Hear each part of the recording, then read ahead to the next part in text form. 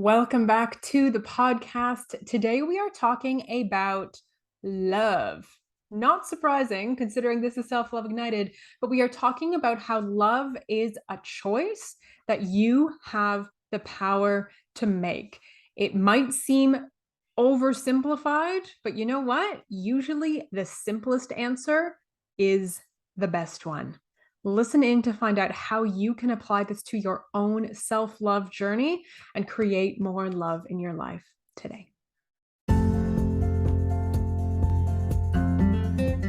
My name is Katie Allen, and this is Self Love Ignited. Let's get to it.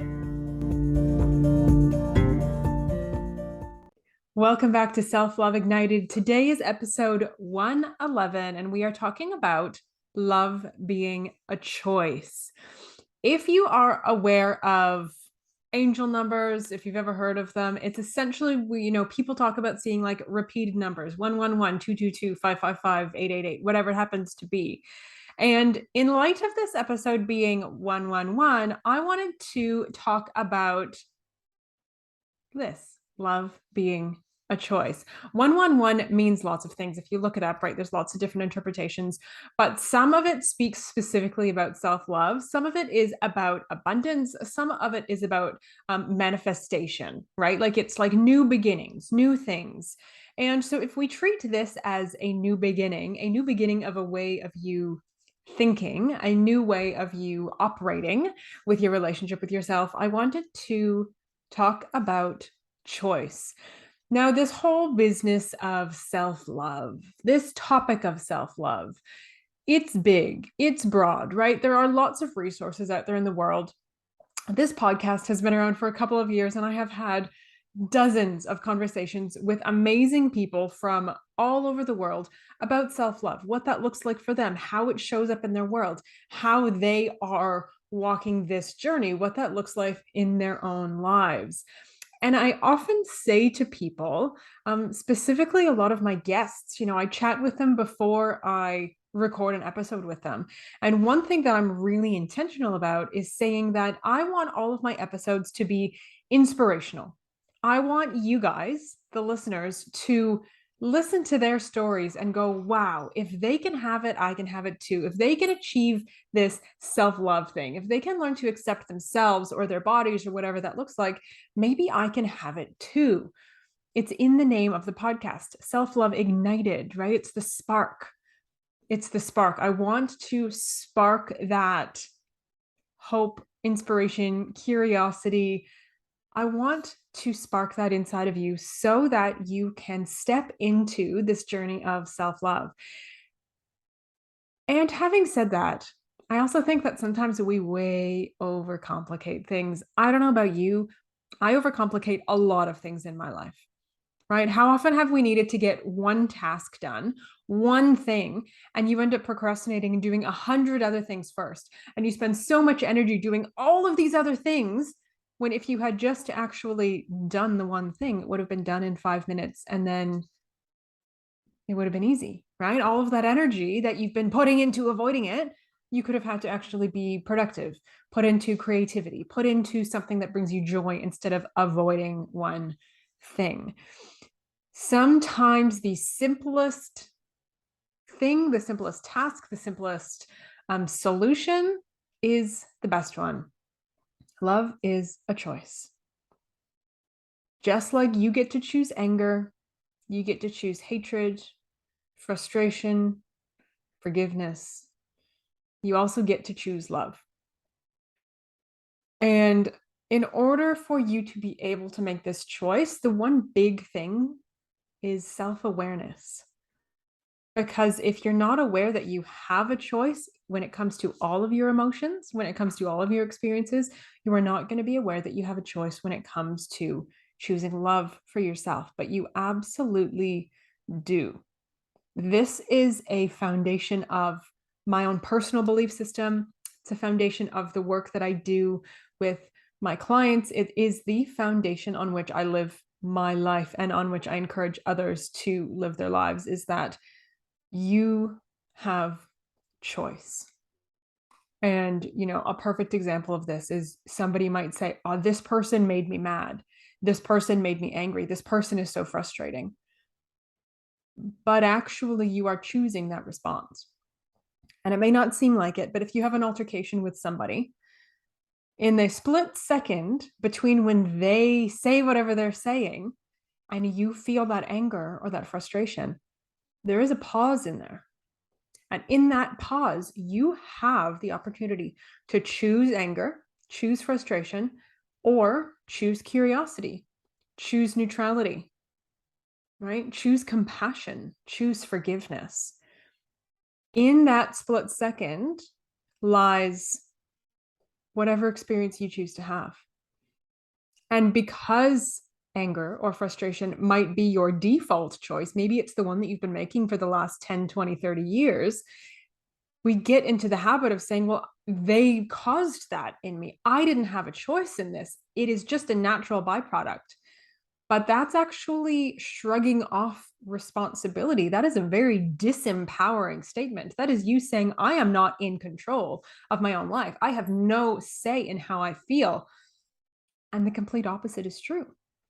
When you are willing to step up, when you are willing to take responsibility for your own life, for your own experiences, your own emotions, when you can say, that person said something and my response was anger, not they caused me to feel angry. My response was anger, or my response was frustration, or my response was a deep compassion for their circumstances. Suddenly you are empowered, right? It brings it back to you. The same is true with love. And we don't often see it, but it is absolutely true. The same is true with love. If you do something, maybe you are stuck in a cycle and you're finding yourself really frustrated with yourself, right? Like, why do I just keep doing this? Why do I keep binging on chocolate every night? Why do I keep berating myself? Why do I keep bullying myself? Why is my, why do I feel so awful in my body? Why is my confidence in the toilet? Why is this happening? You've given your power away. You have chosen that there is something outside of you that is dictating how you are feeling. When you become aware of that, and I do want to say awareness is a practice. This is something that can be learned. It is innately available to every single one of us, and you have to consciously choose it. And at the beginning, it can take a lot of work. After a while, it becomes second nature and it just happens all the time. But when you become aware of that and you can suddenly go, I'm berating myself, I'm bullying myself. What does that mean? How do I choose to feel about this? Can I choose compassion? Can I choose curiosity? Can I choose to be kind? Can I choose to love myself through this? It's a choice, right? Love is a choice. And you make that choice again and again and again and again. And that is the act of self-love. Self-love is not some magical destination with rainbows and unicorns and sparkles, as much as my 4-year-old niece would love it to be, because she's obsessed with those things right now. Throw in a few princesses. Self-love is not a destination where it's just magical and perfect and easy. Self-love is a way of being.